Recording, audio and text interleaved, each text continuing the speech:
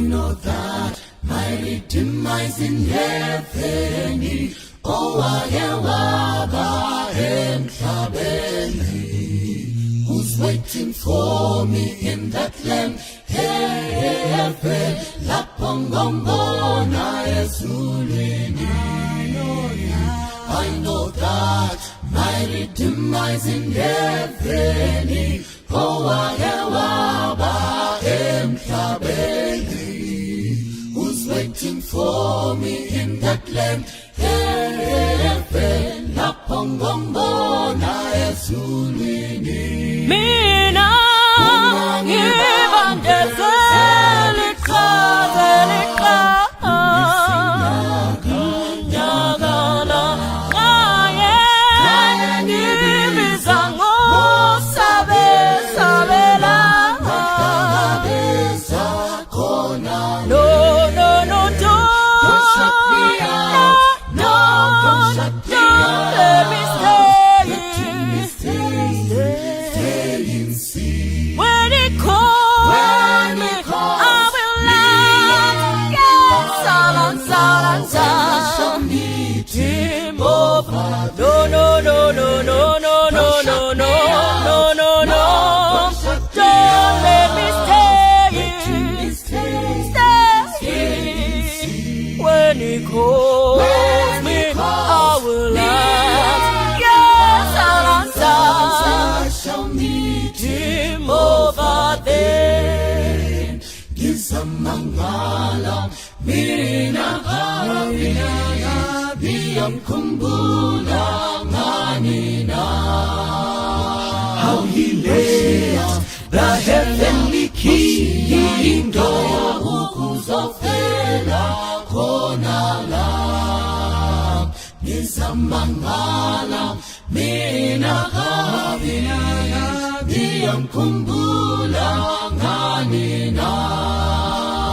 How he left the heavenly kingdom ukuzofela khona la.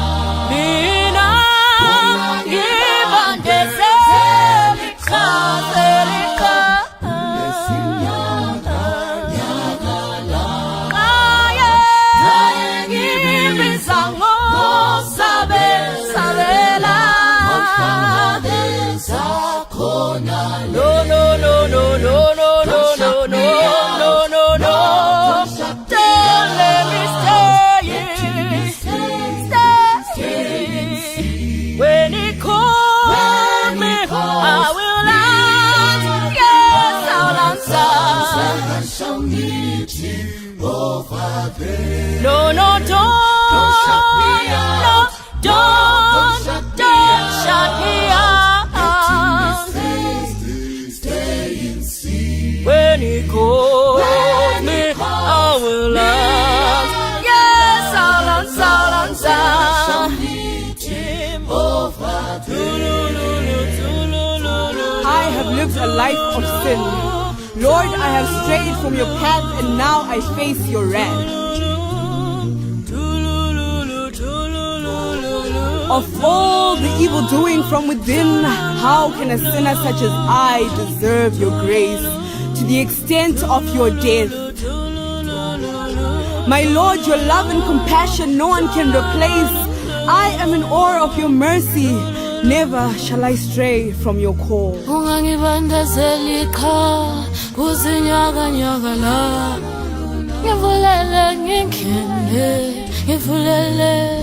Mina ngibandezela iqhazelika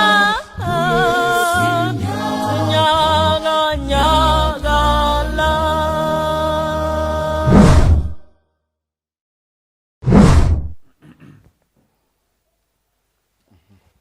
Toda kumkwazisa Mose mukati mezuva ranhasi. Toda kutenda Mwari nekusangana kwataita nekuona kwamunoita zvirongwa zvizhinji paMandara church platforms. Toda kutenda Mwari nekuda kwemacontributions enyu nekubatsira kwamuri kutiita kuti imbotaurayo nechakati imbotaurayo nechakati. Saka tinoda kutenda Mwari with this great idea yatakaona kutiko as we discuss maissues ane chekuita nemhuri mukati meupenyu, we also need to focus on the young people, what they are going through and the challenges that they are facing in life. Saka toda kutenda nedare ratiinaro gono muzondibatsira kutsanangura Mwari dai angaukombore akuitire zvakanaka. Maybe before we go into many details and the many aspects that chadiscussa nezvadzo pamusoro nyaya wanhasi, just to start with, ndinokumbira kutiko vadare vedu vambokwazisai vasangana nemi mukati mezuva ranhasi. Totangira panapa. Ukukwazisai vadiwa vatariri muchirongwa chedu chatiri kutanga nhasi, Youth Focus. Zita ndi Reward Maturure, tinobva kuchitungwiza muyouth wemu7th Day Adventist. Thank you so much. Yes, next. Makadi vatereri ndinoitwa Vembai Nashe Changwara. Thank you so much. Makadi vatereri zita ndinonzi Nqobi Zita Manyatela. Tinotenda chose. Yes. Makadi vatereri zita rangu nditariro Shingi Shurugwe. Tinotenda chose. Yes, next. Kwaziso kwamuri amane hanzvadzi ndinonzi Watson Mbiriri, ini ndiri mufundisi. Tinofara kuva panapa people making history. Vanhu vari kuita nhoroondo nekuparura chirongwa chitsva.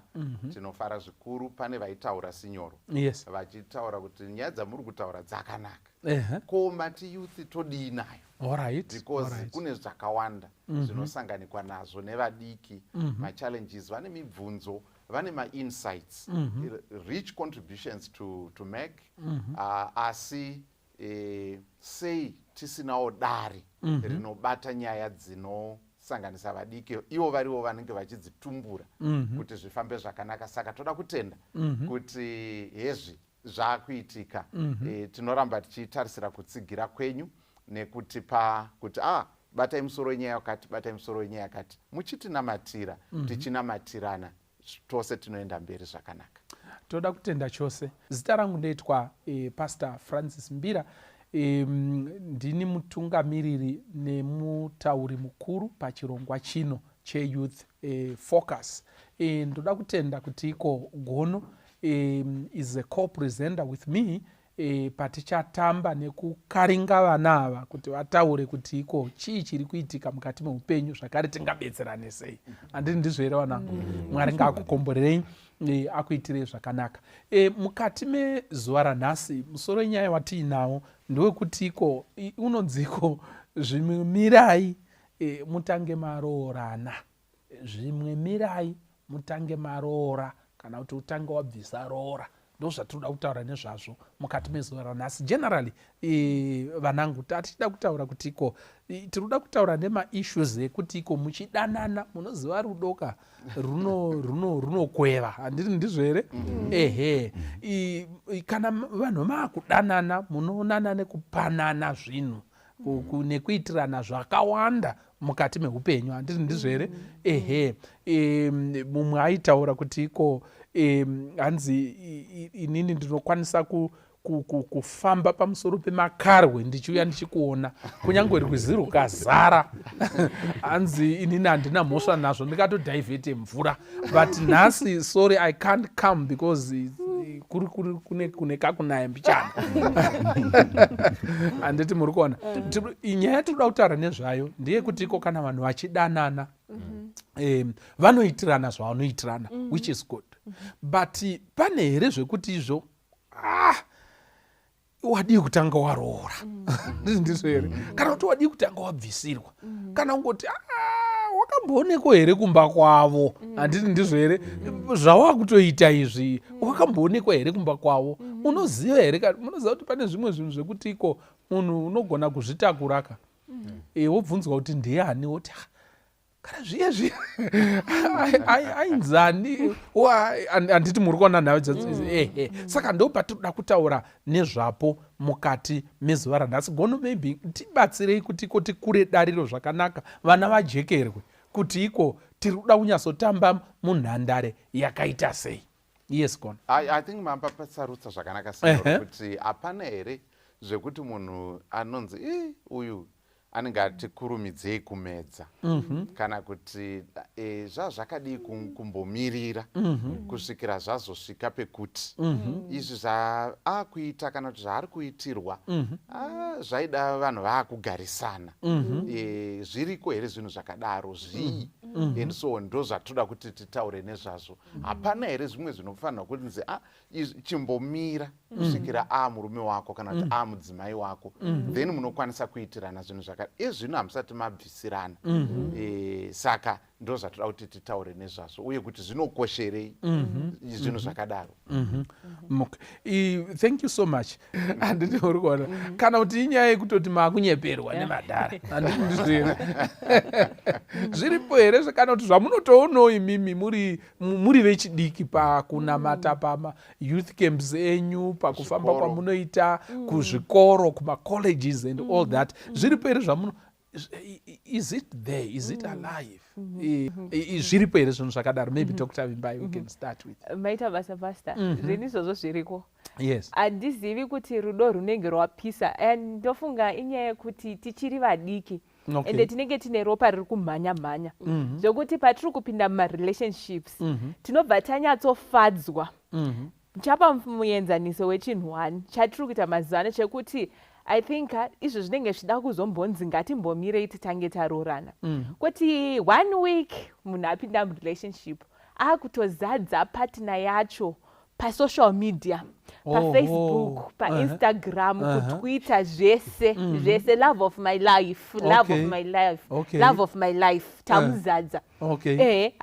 Asati atombondipa vimbise yekuti achandiroora nenyaya yekuti tangopinda murudo iyo 1 week iyoyo ndanzwa mafashamu kuti ndadiwa panapa ndakutomuposta ende izvo zvichizoita njodzi zvokutoti unozomboti asikana madii matanga maroorana. Alright. Okuti iko maybe kana ukadiwa hako wafara volume ukanyanyoikwidza nekukanda you attract a following handiti ndizvere ende zvikazoti kamhinei handiti ndizvere following inenge ichida update kuti maapapi nekudanana kwenyu. Yes, so you are saying kuti iko zviripo tiri kusangana nazvo. Yes, Shingi, I don't know. Okay, maita basa pastor.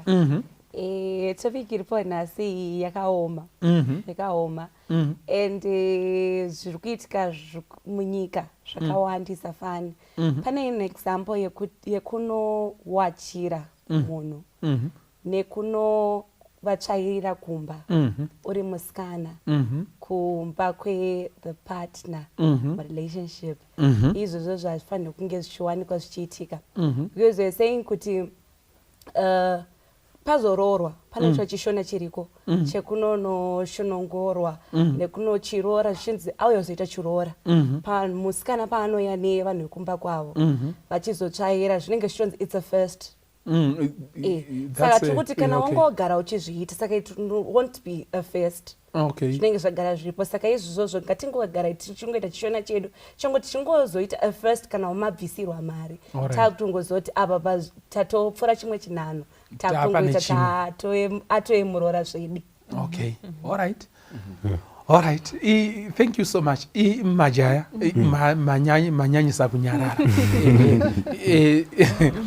Now, chiriku mativi ose kana muri kumbozviona gono vasikana vane zvavanoitira vakomana handiti ndizvere zvatachida kuti tingotarisawo nhasi kuti zvimwe hamusi maakunyanyokasikisa handiti muri kuona vakomanawo vane zvavanoitira chii zvavanoitira vasikana handiti ndizve saka ndiri kuona sekuti iko zviri kwese tiri tesere right. I don't know no mumastreets muri kupisawo yes zvinhu izvi ndo zviri kuitika mhanyiro yacho iri kuitika kuti vanhu vatengerane zvinhu soka unonzwa kuti amba kapresident within a week vanhu vadanana pakutoya mapresident maomba kuti atengerwa mota handimaona zvinhu zvombe zviri kuitika muri kupisa mumastreets zvinhu zviri kutoitika.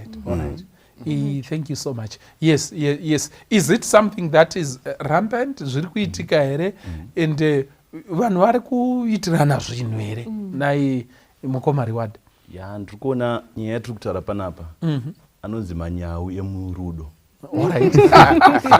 watori nezita level remanyawi rakubatwa naro nevanhu rinoshamisa chaizvo, rinoshamisa nokuti maondero andiri kuita zvimwe zvacho zvinotoitika ivo vasikana vacho vedavo, vasikana vedu vacho zvakafanira nekuti imi mufundisi mune ka 3 to 3 kenyu panobudawo ka Mazda 3 munobva kuMazda 3 to 3 muchienda kuMazda 3 saka pano hakuna musikana wachawana anenge asina. Saka pakunosvika paipai unenge uchinobvisa ngoni, saka pakubvisa ngoni pamwe pacho unenge uchitofanira kutanga kuti ase saka zvinhu zviri kutoitika nemhaka yekuti isusu tiri kuendera pavanhu vasiriwo futi. Saka zvinhu zviri kutoitika zviri kutoitika mufundisi. So we are in agreement kutiko pane kupfachuka kwerudo kuri kuitika, that excitement kutiko mukati merudo and people start to do things for each other. Anditi ndizvo here? Thank you. Dr. Mbiri, you wanted to say something? Ndorangarira inini maybe ndichaikanda iri mhenyu mudariro kuti ivhenekwe, asi sekuru vangu ini baba vababa vachitaura makore avakashanda kuGatuma kuma 1940s, maybe late 30s into the 1940s, vachiti pane musikana uyu wandakanga ndakanda shoko akazouya mumwe musi achiti ane rokwe raanga aona mutaundi mukadoma raaida kuti atengerwawo nemukomana wake. Sekuru anoti ndakamuti taura futi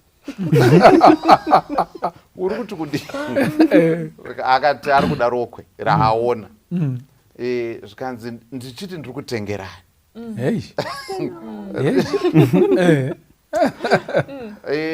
That was one of the things chakaita kuti relationship iyo ipere. Saka handizivi kuti mukomana ndiye akaomera here munyaya iyi kana kuti musikana ndiye akamhanya mberi here. But iri kuti this is a real case yezvinhu zvakaitika. Saka maybe mucomment section ndomunobva maanzi akasimba tipei tinzwe kuti pane akakanganisa here, vadari vanokwanisa kutibetserawo zvakare panapa.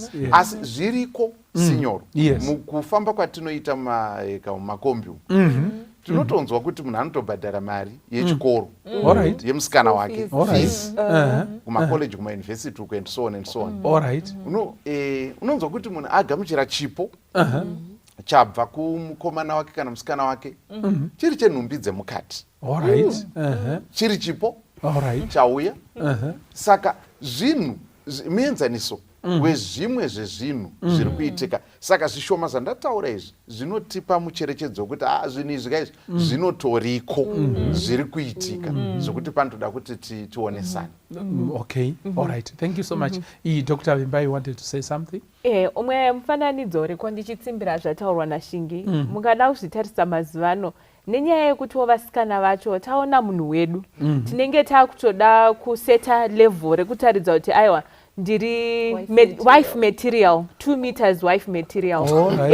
Tinenge ndakutoti zvonizvo zvitondiendesa mumba kwenyu, ndatosvika within that week yekuti tadanana, ndatosvika mumba kwenyu ndinenge ndakutoti mapoto ari pai, unzai ndikubikirei iwiki iroro. Kuenda kunoonekwa hakuna kuipa, but iwiki iroro ndakutoda kunorongedza mapoto evanhu mumba mevanhu, ndakutoda kunovabikira, ndakuda kuvataridza kuti aiwachi ndiri muroora. But singazozivi kuti vanhu vanozvitora zvakasiyana. Iyo zvauri kuita unge uri kuda kuita wife material, vari kutoona unge munenge mune kakukasika sisi, asi wo uchiti ndiri kuda kuita izvi zvatinoitirana murelationship medu.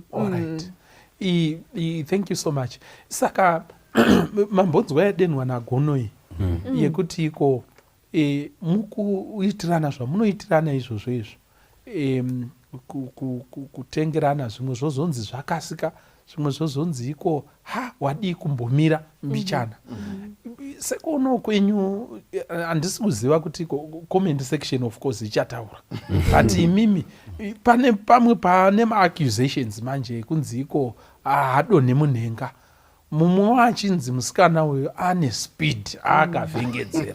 Saka ndofunga panhaurwa yataurwa nagono tinoda kuti mumbotitaure munombozvifungo here, how do you digest all these things, kubalansa between kusaomera pamwe chete nekuve generous and being over generous. handiti muri kuona both musikana kana kuti mukomana. How do you balance? How do you go around those things? Kana kuti zite dilemma at all? Yes, kana yes. kuwedzera pamubvunzo iyoyo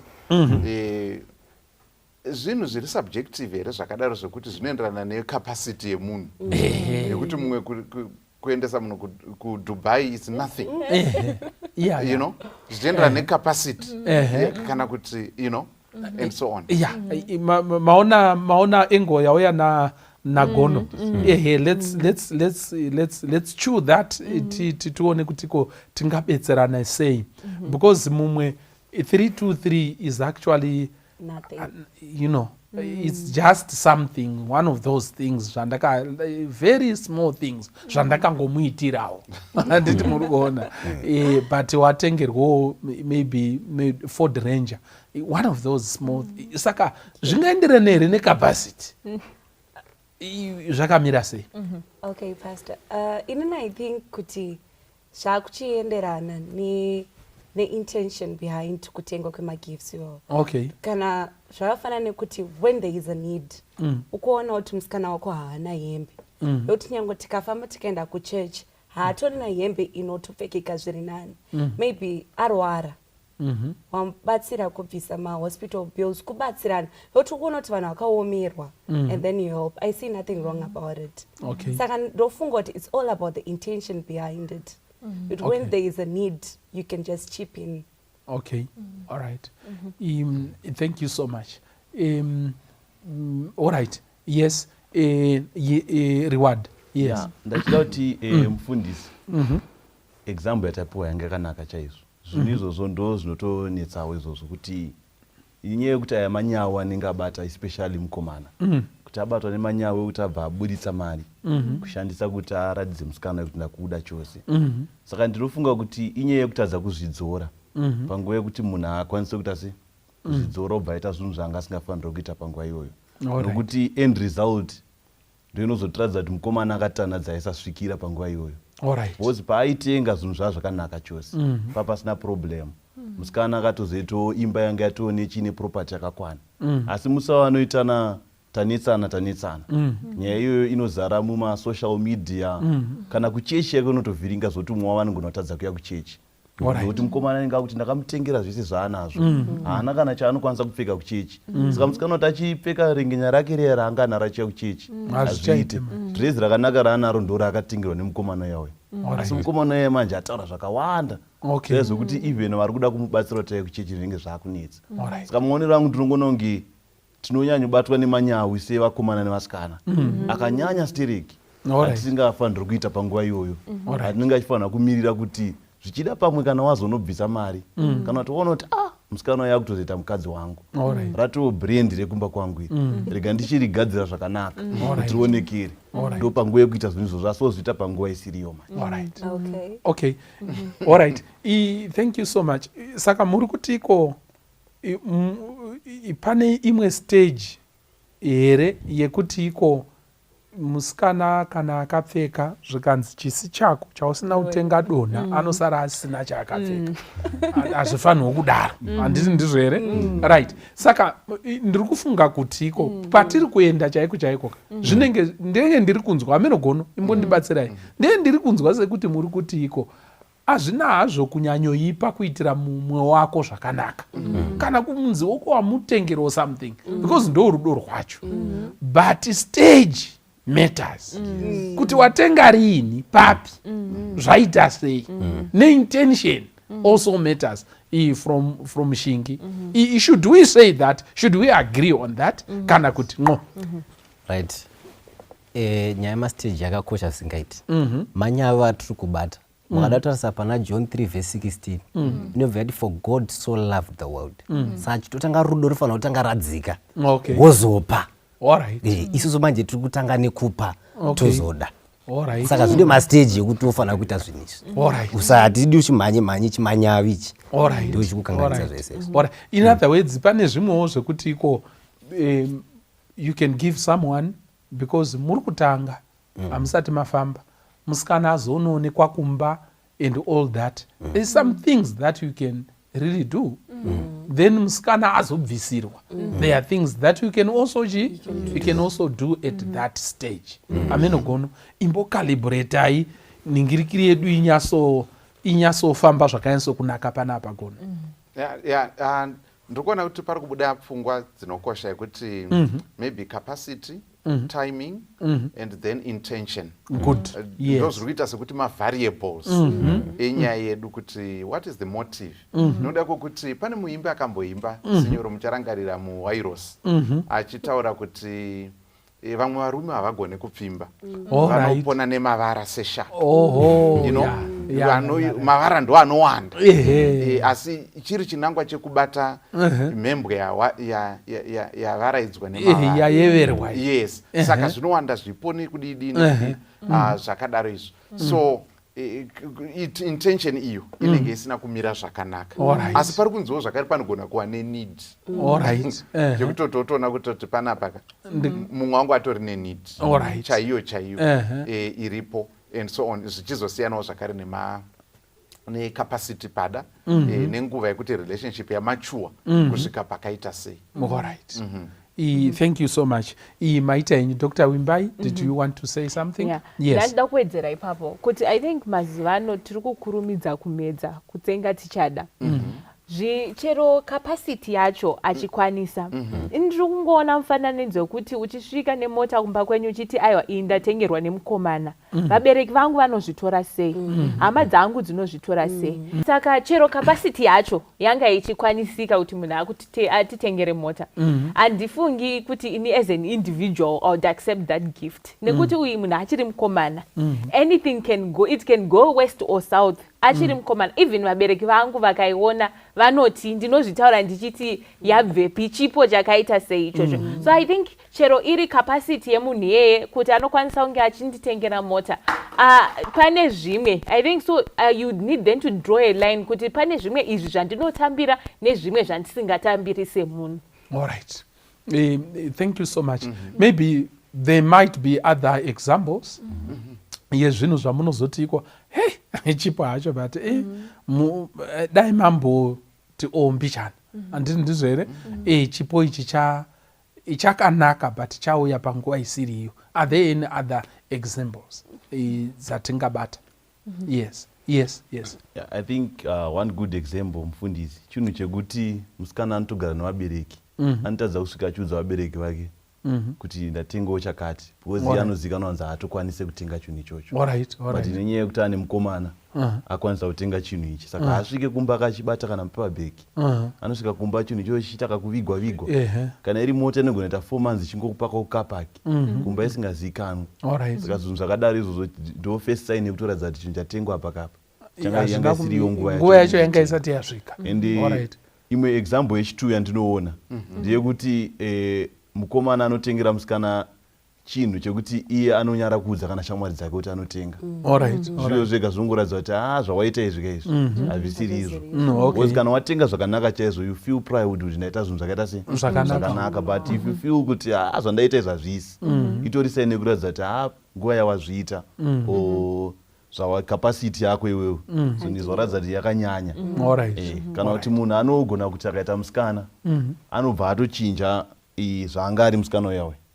Because inini ndikadanana nemusikana nditi pasi pandinosiyana naye ndinofanira kumusiya ari ngori musikana zvaanga ari.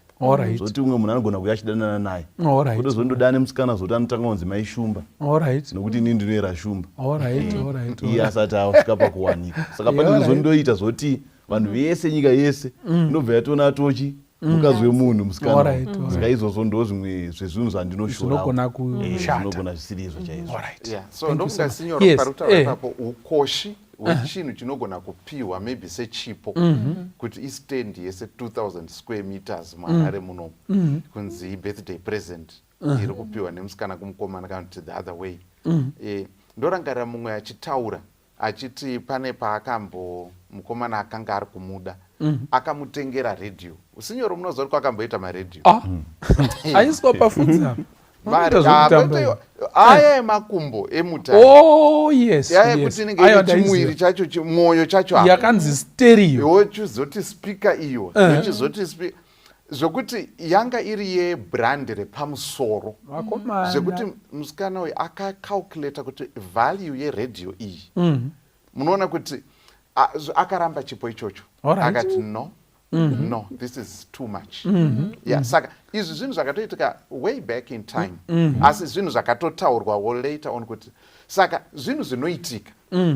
Saka tikuti value yechimwe chinhu ukachitarisa kuti value yacho chinhu ichi, iwe unofanira kuvawo nepfungwa yekuti tichingori mukomana nemusikana poya value yakadai handizi, asi mumwe munhu anogona kungoti adzawira mutswanda kana kuti well ndizvozvo you know. Saka I think panoda kuti pafungwe kuti takatarisa value yechinhu ichi inenge yakanyanya. Alright. Saka ndinofunga kuti pakakosha sekuru wangu aiwanzotiko aikona kuita manyawe anowaranyura magumbezi anowaranyura machira handiti muri kuona. So value, thank you for that point. Value iwewe unotokwanisa kutoona kutotiko, of course iwewe hauna mutengo wakakosha pamberi pani, pamberi paMwari. Mutengo wako iropa raJesu Kristu. You are so special, handiti ndizvo here? But chipo chauya kuzopiwa ichi, value yacho inokwanisa kutaurawo newe, zvibvunzo wega. Ndofunga ndo point ina gono. Thank you for that. Yes, no. Right. Inini fundisi ndine example of an act. Kuti amusati maane wiki matointroduceana kuhama. Watokasikaronzi tete uyu ndiye mukwasha wenyu, uyu ndiye imimi mega pachenyu amusati matozivana. Amusati matomboziyana kuti unozoti mufeso wangu uyu akamira sei, musikana akamira sei. But matoshambadza social media yese yatozara bato paFacebook, mato pachi. Ndiyo imwe example yekuti unozoti zvinozokanganisa, ndipo panozoona kuti paipa panozokonzesa kuti mazorambana. Munhu anosara neimage yakashata kana kuti mwangozosungira but nzvaramba but nyika yese yakutoziva kuti unozoti inini ndine musikana akauya ndoudza sewo kuti tinozoti haisu takazorambana apa hamuna time mazivana. Thank you so much. Thank you for that for that very important point. Ndanchida kuti maybe titaure vasikana vane zvavanotengera vakomana vane zvavanotengerawo vasikana, handizvo here? But tangotaura zvekutengerana, hakuna here zvimwe zvekutoitirana kana kuti zvekutopinda mazviri zvamunoona kuti iko dai pambomirwa, handiti ndizvo here? Amene kuti pakamira sei ipapo. Yes, Ishingi. Okay, earlier on ndambopa an example yekuwacha nekunonotsvaira umba, and another example yatinowana even from the Bible, kuna Genesis chapter 26 verse 8, kunotaura nyaya yaIsaac naRebecca. Yes. Zvikanzi Abimelech akamira akaona from a distance nezvavaiita, they were caressing and hanzi akakwanisa kupika kuti ava they are married. Saka pane zvimwe zvinhu zvatiri kuita tiri marelationships zvatakutopfuurira zvokuti it's meant for vanhu vari married. Izvo zvana caressing, it's just meant for, even the Bible says it, it's just meant for the married ones, not for us tichiri marelationships. Saka zvinenge zvitori natotanga tatoita sei taroorana. Alright. Saka pane zviya zvekuti iko vanhu vakamira murima pari kuita kunge pane munhu wani iye vari vaviri ane misana miviri poita munhu wani but misana itu but munhu anenge wani, handiti muri kuona. Such deep things zvatinenge taakuita involving kubatana and all that. Thank you for that great point. And azvimirire ipapo zvinotozopinda pakuve nebonde, handiti ndizvo here? Ndo zvimwe zvezvinhu zvatiri kuti iko izvo tanga waroora, handiti ndizvo here? Tanga waroora. Any example? Any example? Yes, any chitsimbiridzira other? I think point yambotaurwa nagono zvichinzi mazuva ano pane zvavakuitika zvekuti mukomana anototi ari kuda kuendesa mudzimai wake kuchikoro chinova chiri achiri musikana wake haasati amudzimai wake ende tiri kuona kuti zviri zvinhu zviri kuzokonzeresa njodzi stereki kuti mukadzi adzidza ende maari kudzidza ari kusangana nedifferent people from different circles now choice yacho assorted kuti achizoramba nemunhu uyu zvaakuchinetsa wakuonawo zvevamwe vakumastage aita exactly you see so I think zvinhu izvozvo zvinofanirwa kuzoitwa maroorana mava mukadzi nemurume nekuti ukangonditi sandichiri nemusikana handisati ndane entitlement nekuti that commitment nekuti chero ndikadzidza ndofanirwa kungozoramba ndiri pauri it seems as if unenge uri kutoda kubhenka kuita kumuisa pachikona kuti hauna kwaunoenda nezvinhu zvandakuitira izvi. All right. Okay, thank you so much. Maybe it leads us gono to the next ningirikiri stage yatiri kuda kuti titarise nezvayo kuti iko why do you think kuti iko there what are the effects of going too far anditi ndizvo here ndedzipi dzimwe njodzi dzekuti iko shuwa watodzidziswa chikoro chese chatopera kune njodzi here dziri mberi uko dzaungazosangane nadzo what are some of the pitfalls dzamuri kuona tiri kutarisa zvese kungava kutengerwa magifts kana zvimwe zvinhu zvaitwa pauri handiti muri kuona what are some of the pitfalls in terms of kuti muve nerelationship iwe yakanaka nemuchato wakanaka mberi handiti ndizvo what are the effects? Yes. Okay, thank you, Pastor. First of all, imagine a scenario yokuti munhu aendeswa kuchikoro adzidza apedza and then mukomana starts being abusive murelationship zvakonzeresa kuti musikana yaramba akabatirira paan abusive relationship just because ari kuzoti akadzidziswa nemukomana kumashure saka vanhu they are bound to stay in relationships ari abusive because ari kuda kuedza kuti arambe anosungirirwa kare saka thank you so much. Another point? Another point, yes Chiremba.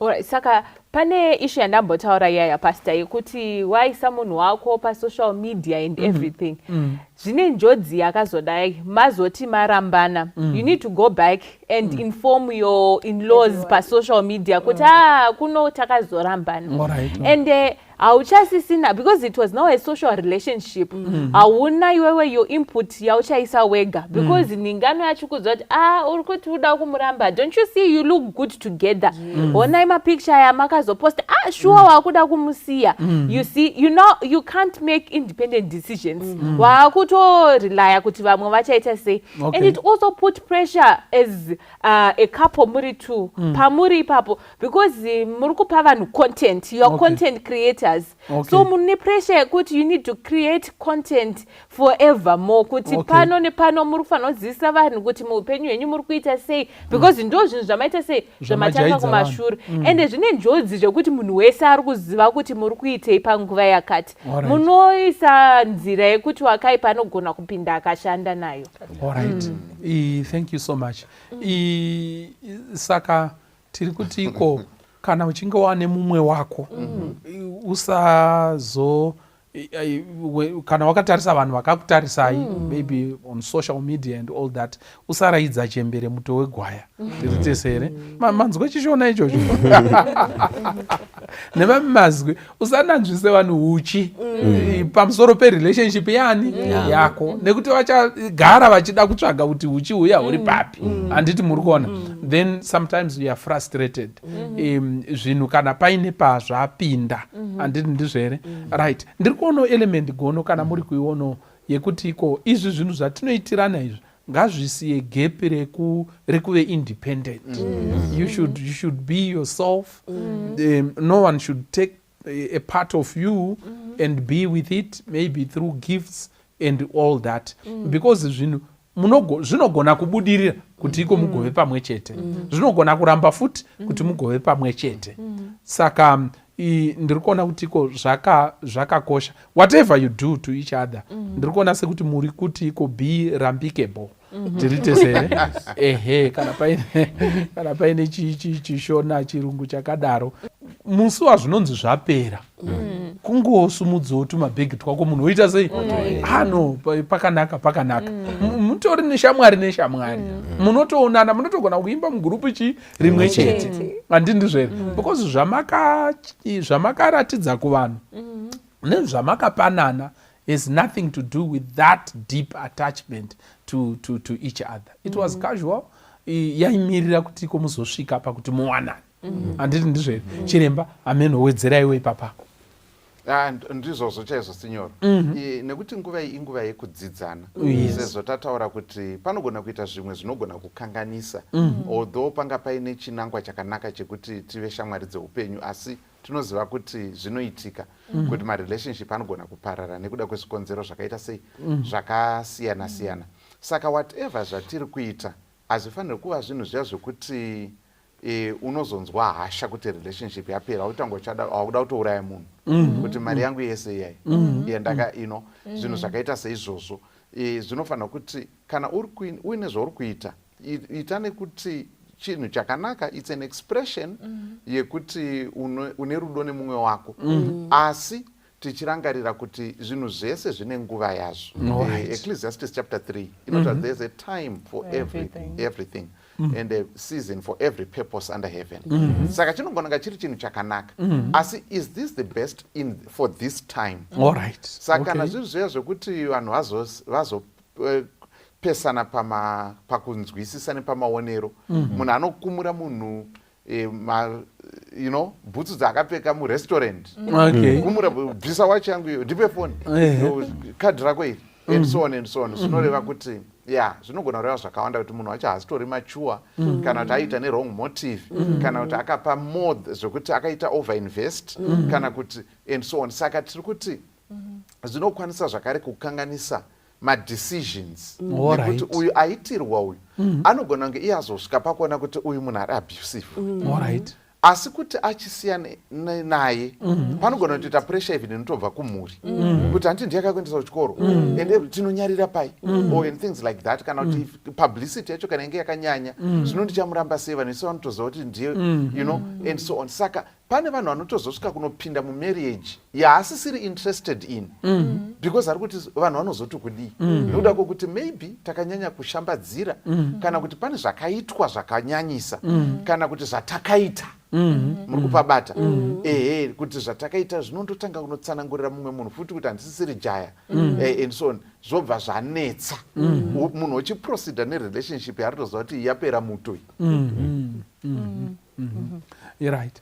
Saka I think izvozvo gono zvinofanirwa kuti iko zvingwarirwe. Ameno kana muri kupaono vanangu, muri kuona here kuti iko pane here masituations ekuti iko nyange usadi zvaakunetsa aripo here pasituations akadaro Manyatela?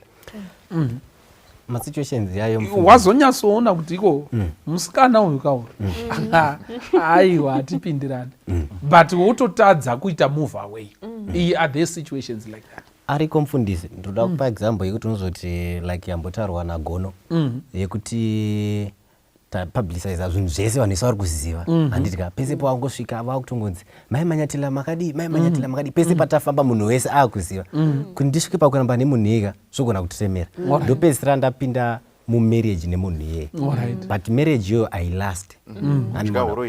Yes, because tapinda hatisi kuwirirana pachedu, hatina maqualities akafanana, animaona ndo yatinozoti unopinda mumarriage uri unequally yoked, munhu hamusitomboclicka in whatever way, animaona. Saka panonetsa manje just because tadya uroi nekunyara. Yes. All right. No, thank you so much. You wanted to say something? Yes. Mukada kutarisisa mazuva ano pastor, nyaya iri kutonetsa shuwa. nenyaya yekuti unenge uchifila kuti wakashandisa mari yakawanda pane munhu whether mukomana musikana ende munhu ochingozokuramba vanhu vari kupinda mudepression nazvo izvozvo zvekuti dai kuri kuti mapsychologist vaitaura vainyatsotsanangura kuti zviri kupindisa vazhinji mudepression nekuti unenge wakuona kuti kunge wakaita loss hysteric zvokuti unozama nepese paunogona loss unenge wakaita ende mazuva ano pane vasikana vemharare shuwa vekuti vanobva vatoiona seopportunity kuti uri kuda kundishandisira hako mari yako shandisa to the last cent it's okay but in the end then it doesn't happen you see so kune vasikana vakadaro shuwa vekuti uchinyatsoona kuti apa relationship haisi kushanda but achitora zvinhu zvemunhu ende varume vavo vari kupinda mudepression zvakatooma zvokuti zvinozoda here kuti iwe waiita zvinhu out of the goodness of your heart wochizopedzisira wapinda mudepression iyo ingori nyaya yekuti wakakurumidza kuita sekumedza. Okay, all right, thank you. Yes, Shingi. Okay, to add on zvashora nayo mbai tikada kuti last year I think there are many cases dzakaitika dzevakomana vaizvisungirira vaimwa poison kuzviuraya and it's because of that depression yokuti munhu unenge wakaenda kuma-extremes uchiitira musikana wako and then at the end of the day musikana anobva achinja mwoyo wake here maybe pamwe aona zvakashata pauri or aona zvimwe zviri nani but you're still holding on the thing yekuti musikana wangu ndakamuitira zvakati and stuff saka vanhu vari kubva vazopedzisa vatoise vazviuraya and there's another case yekuti maybe we might continue being in a relationship and then we get married mukada kuti sema-divorces ari kuitika izvozvo akawanda futi and it's because kuti vanhu vapinda mumarriage ka zvinhu zvisiri kuendeka zvinhu zvakatomenama but ari kubatirira pane zvakaitwa kumashure saka zvakaoma zvinotinetsei so in other words tiri kuti iko be independent no matter what you do for this man, no matter what you do for this woman ndizvere for this girl, for this boy siya peukama siya pekuti iko leave a gap yekuti ugove independent if there are important decisions to be made on the relationship whether you should go on, whether you should be married and all that ende futi ndakambonzwa sekuru wangu vamwe vaimbotaura vachiti hanzvadzi yamai vangu vachitiko hanzi zvipo zvinosveta simba ndakazonzwisisa kuti vaitei vaiti kudini when I grew up patakazoti samukei ndakaona kuti it's very true so munhu akakuitira zvakanaka achiita kunge sekungeka angozviita and is not even attached and angozviita because tiri pamwe tinodanana I mean you need this andindizvere urumu wangu iweyo andindi izvo zvaatoita that act yaatoita kune tusimba twaatobvisa pauri anditi muri kuona saka ndinofunga kuti iko ndo zvinotungamirira pakuti iko zvimwe zvinhu zvawazoitirwa soka nyange ukazonzi chikurura hembe dzacho kana kuti no yacho unotoishaya kuti saka ndoitora papi no yacho handiti muri kuona nayacho iripo saka ndiri kuti iko zvipo izvi zvine kakupedza simba kazvinoita zvokuti we should be careful handiti ndizvere so that we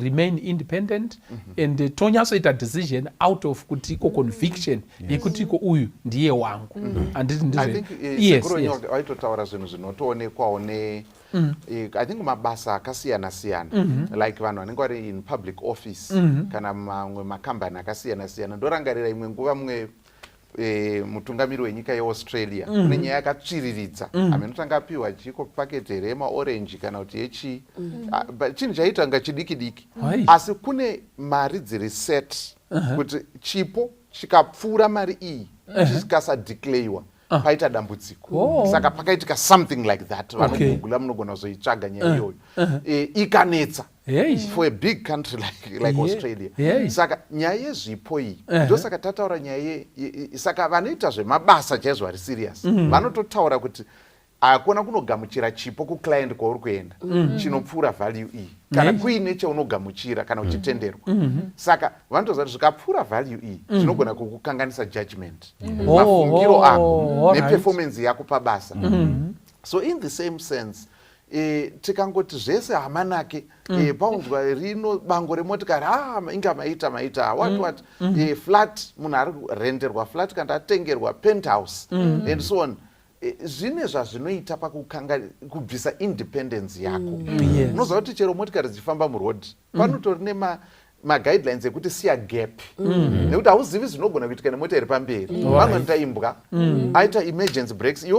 Saka tiri kuti murelationship munodawo kusiya that gap nekuti uyu achaona mumwe kuchikoro kwauri kumubhadharira ikoko ane ruramiro nekuti hazi wako at law ane ruramiro yekuti anokwanisa kuti I think ndaona zviri uyu neuyu tiri kuklika zviri nani iwo ndori kubhadhara fees but ari kuklika nemumwe ane ruramiro otiisa emergency break yake iwe uchanobondera.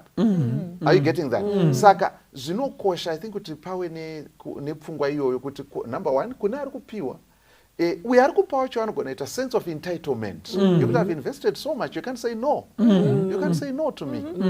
Do you know who you're talking to or something like that.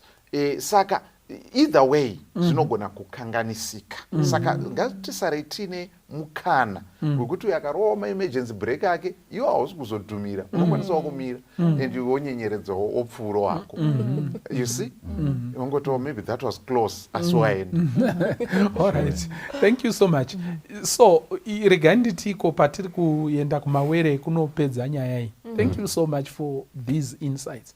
But ndianiko anofanirwa kudhidhemaina kuti aiwe izvi zvanyanya izvi. Who should say, ndiani ane kachipimo kekuti no, who should say no pavaviri venyu?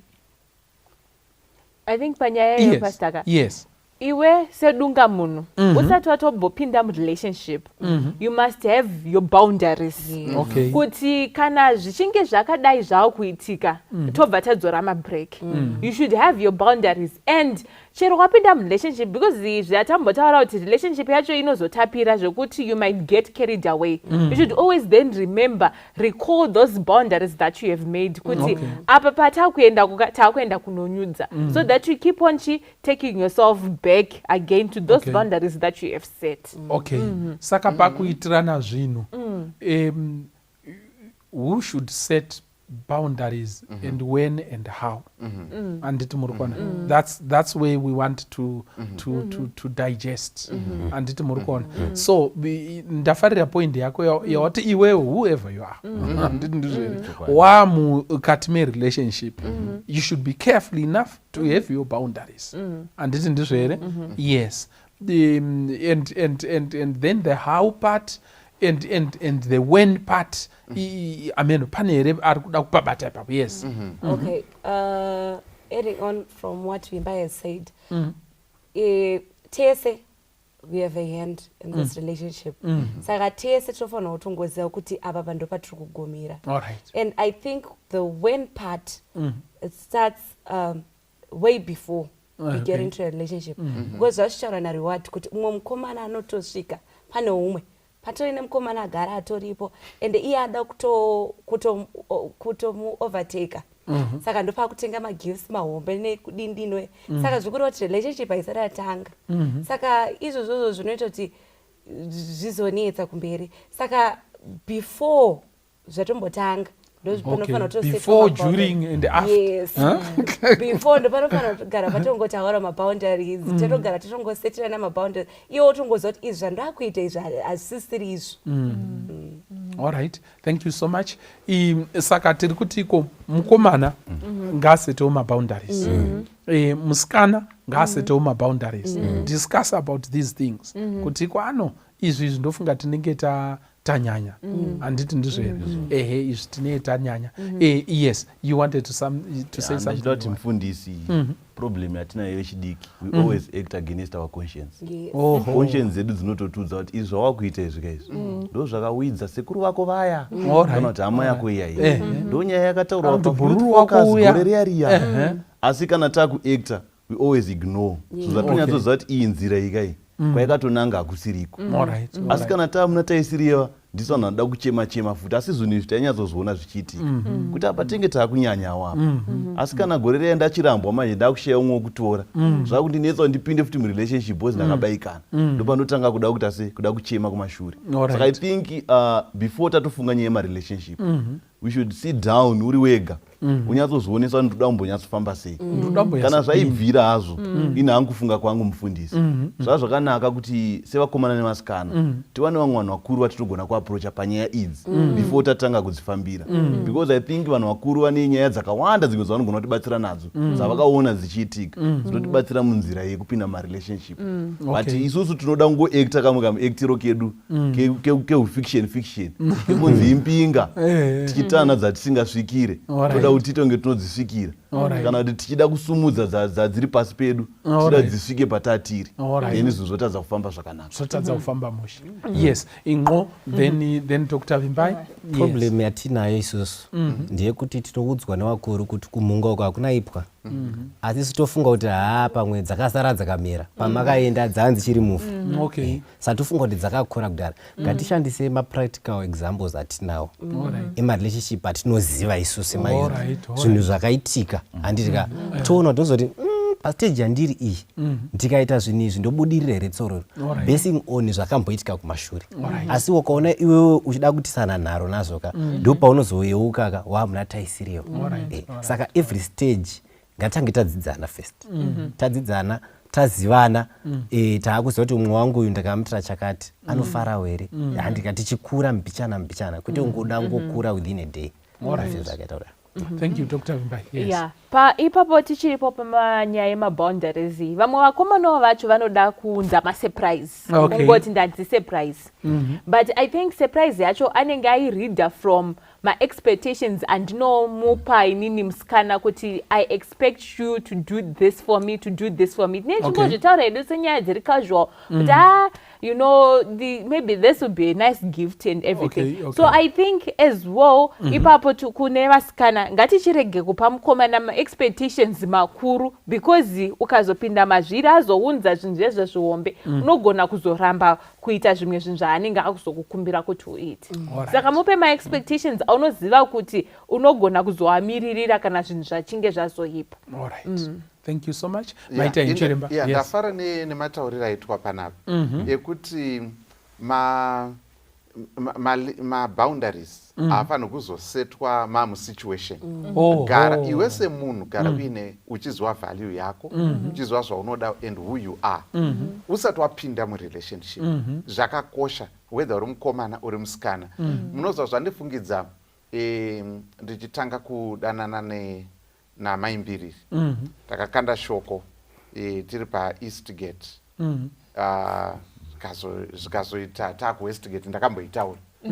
The first thing after azoti zvinoita ndeyekuti asi kana uchindikwazisa unoperera panapa, hakuna anosvika kuelbow kwangu. You know, I saw kuti this is a person who is principled, ari kuziva her worth and everything like that. I almost said it's unnecessary you're talking to a pastor. You know? But I respected her for that. Kuti you don't kiss me, I don't kiss you until so. And zvinova nyore kana number one wagara waziva, number two talk about it. Kuti early in the relationship talk about it, kuti these are izvi ndo zvandotarisira kuti tichengetedzane zvakanaka. Nekuti kana mataura nezvazvo it's easier to enforce when a situation arises than kuda kutanga kuita kuseta marules when you are already in the situation. Saka anzi it was not raining when Noah built the ark. Mvura yakazouya ark yatovakwa. So make sure kuti wagadzira ark yacho ahead of time. Saka who everybody yes, when you have my values ako even before and then talk about them. It's not enough just having good values and you don't share with the person in a relationship. You need to share and talk about it so that munochengetedzana, munhu utaura kuti ininika wangaitako zvakanaka kuti wanditengera chipo asi handinzwi ndakasununguka kuti unditengere nhumbi dzemukati semukomana wako kana semusikana wako. So with all due respect, I cannot accept. All right. We are expressing who you are. Yes. All right. Thank you so much. So panotangwa chinhu chese chakakura chiri important. Nyangwe vanhu akanzikwa mutungamiriri mutsva wenyika. Vanhu vanokupa kutiko taura nevanhu kutiko who are you? And uchada kuitei vamwe vanobvapo 100 days. Within 100 days, what can you do for this country? What value can you add to this country? Andindizvere. Kana zvichiitwa maorganizations mudzinyika and all that, what about a relationship of a lifetime yevanhu vanhu vaviri? Saka and I don't expect ndakanzwa kuti kune umwe akanzi iko vatora nyika kubva kuvarungu and all that asvika and anziko. Saka muchaitirei nyika iyi yamatora? It's now independent and in the hands of the locals. Hanzi akapindura kuti tototonga. Vanhu vakati saka senzi ndozvandirikutaura tototonga. Saka kana mukapinda murelationship, there should be some statements dzekuti where are you going, what are you trying to do and when. Handiti ndizvere? Zvinhu zvakakosha izvozvo, kwete kuti udeclare kuti takutodanana manje. Handiti ndizvere? Kuti kuita sei? Handiti muri kuona? There should be boundaries and direction yekuti uruda kuendepi. Handiti ndizvere? Right. Thank you for that, Dr. Mbiriri. Ndanga ndichifunga kuti maybe let's now share, let's interact with the young people out there and maybe some words of wisdom dzamungada kuti tipanane nevamwe vedu vechidiki, because kutori nemunhu ari kufunga kutengera umwe wake something, kune zvaari kuda kumuitira. Handiti muri kuona nayo cheripo. What can you say kwavari as your last words of wisdom? And maybe before we do that, tinogona kungotiko chiremba, then mozotaura futi pekupedzisira. Do you have anything to wrap up, anything patakuinda kunovharira kutiko vanhu vataure masoko avo ekupedzisira echenjedzo? Yes, ndiri kutofunga kuti kutsimbidzira nyaya yekuti zvinhu izvi zviri kuitika chokwadi nemumasituations akasiyana siyana. Zvakafanana semuenzaniso, vanhu vanoenda kunodzidza kumayunivhesiti ari kunze kwenyika, vari kure nevabereki, vari kure nehama nei. Dzimwe nguvawo mari inogona kumboita seyadai. Unoona vanhu vachiita maarrangements, mukomana nemusikana vanodanana, kuti ngatichingotsvaga accommodation yedu 1 so that we cut costs. Vanhu vanotogara makore, vabereki vanonga vachitoti vana vari kuchikoro and vana vanonga vari kuchikoro, asi uko vanotoriwo mumuchato. Muri kuona zvinhu zvinoitika izvi senyo, zvinhu zvinotoitika. And kada kuti ko vanotaura kuti kwete indakabva kumusha ndega, tasangana panapa, saka please and so on. Saka zvinhu zvinoitika izvozvo. Now zvakaita senyaya dzekubatana idzi nekusvetana nekudidi, zvine zvazvinoita pakushandura madynamics erelationship. Nekuda kwekuti I think vasikana vanofanira kuti vabate nyaya iyi, even vakomana, kuti let's say vanhu vakavata vese, zvine zvazvinoita kuti you have gotten into the personal space, that mystery about this person is gone. You know, zvekuti vasikana vanofanira kuziva kuti men are hunters. Men are hunters. Munoona munhu anokwira ndege kubva mhiri kwemakungwa kuuya kuzouraya jirafu, ongotora picture ogutsikana kuti ndakauraya jirafu.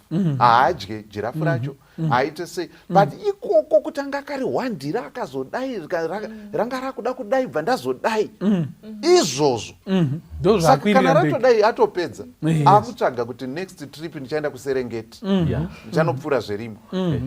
Muri kupabata. Saka zvakakosha kuzviziva kuti chimwe chezvinhu zvinoita kuti mukomana akasike kuluza interest mumusikana ndo pekunge asvika ipapo, anoti so what else here can we do?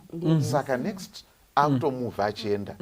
Saka zvakakosha kuziva zvinhu zvakadaro zvinhu zvakaita secommunication nguva iyi inguva yekunyatsa kuziva who this person is kune vazhinji vanomweka maharura vaamumuchato kutanga kunzwa nyaya dzasina kumbonzwa dzemunhu wake because vanhu vaingoti pawasangana wagukuchirana pawasangana wagukuchirana time yekuti wanyatsa kuchizivana chaiko chaiko kuti who exactly is this person apasisina yaovertakwa nezvimwe saka zvinhu zvese zvinoshandura madynamics eukama hwenyu itime yekunyatsa kudzidzana nekuzivana without fear or favor yekunyatsa kuziva kuti who exactly is this person saka izvi zvimwe zvinhu izvi zvetinokurumidzira zvinotirova ndare nyonde nemuromo muvhu yeah so in other words tiri kuedza kutaura kuti iko kana usina kungwarira handiti ndizvo here you are going to overlook some very important issues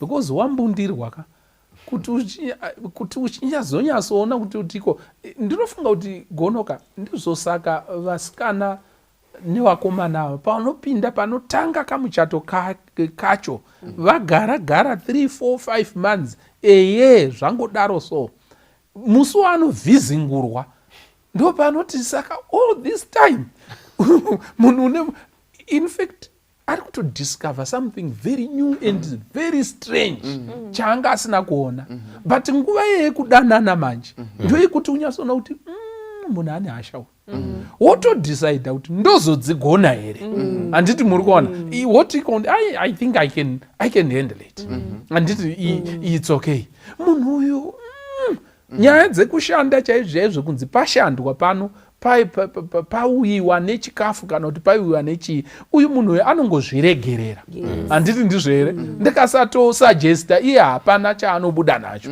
handiti ndizvo here ndozozvigona here saka there are many decisions that you are making before the final I do decision now ukasvikombundirwa mukasvikombundirana kakuona kese ikakaka kanoita sei kanomedzwa kanotosvetwa mukusvetana umomo handiti muri kuona nayo cheripo saka at the end of the day your judgment is then altered and hazvizofambi zvakanaka mukati meupenyu mwari ngatikomborera titiri zvakanaka just one word words of wisdom anything that you want to say to the young people out there kutiko maybe this is my please take this home from me yes totangira pana okay in short straight to the point ndinoti let's act soberly kana kuri kutengerana ndinokurudzira kutengerana zvinodyiwa todya yedu topedza toenda kudzimba dzedu tasatenge zvakanyanyokura no tinotenda chose pakudya apa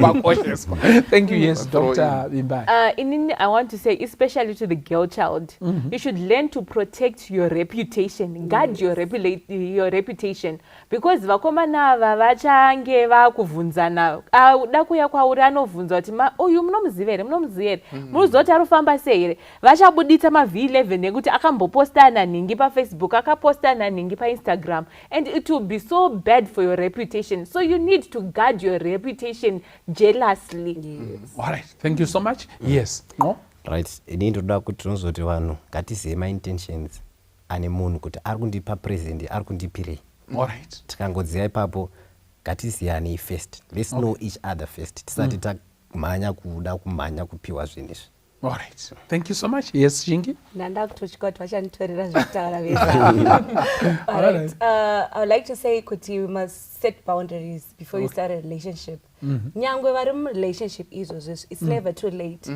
to set maboundaries ngatisetirane maboundaries kuti shamwari pakadai soka takatovhiringa ngatitoromove on apa pachete zvakadai so takutoita zvakadai kuti relationship yedu ite sei iendeke zvakanaka thank you so much yes Gono Song of Solomon chapter 8 verse 4 inoti ndinokugombedzerai imi vakunda veJerusarema musamutsa rudo kusvikira rwoda musamutsa rudo kusvika nguva yakwana zviri kuda kuti pane zvinhu zviri kunzi chimbomira muri kuona kusvikira nguva factor apa iri variable iri kukosha apa inguva kusvikira nguva yacho yaita sei yakwana then tokwanisa kuenda pachidanho ichocho so ngatichenjererei zvatinoitirana ngatichenjererei zvatinoita tiri pamwe chete tisaita zvinhu zvokuti you regret imagine kuti munhu manga muchidaro zvese aelda iwe urimo muchechi imomo hamuna kuzowanana akazowanana unenge uchimuona sei iye anokuona sei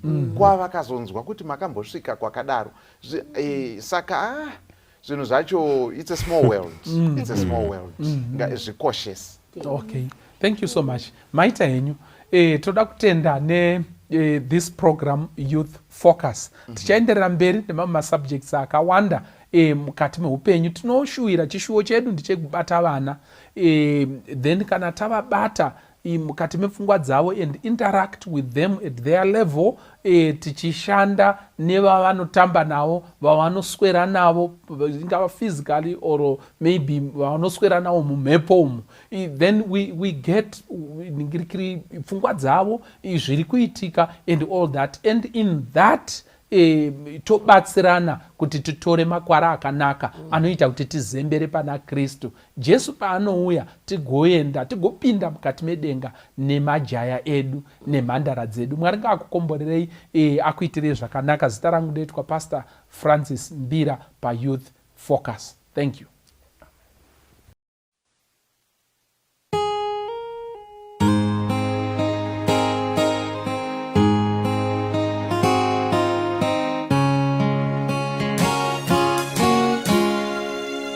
I'm only human.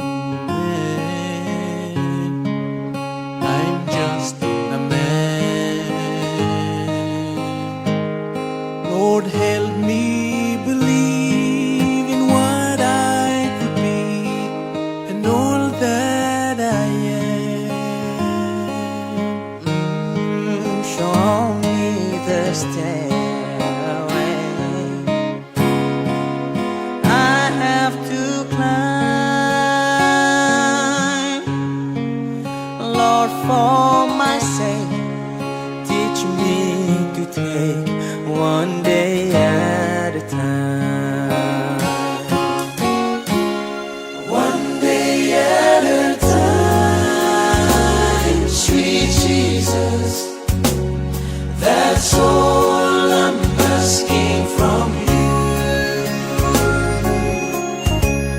Just give me the strength to do every day what I have to do.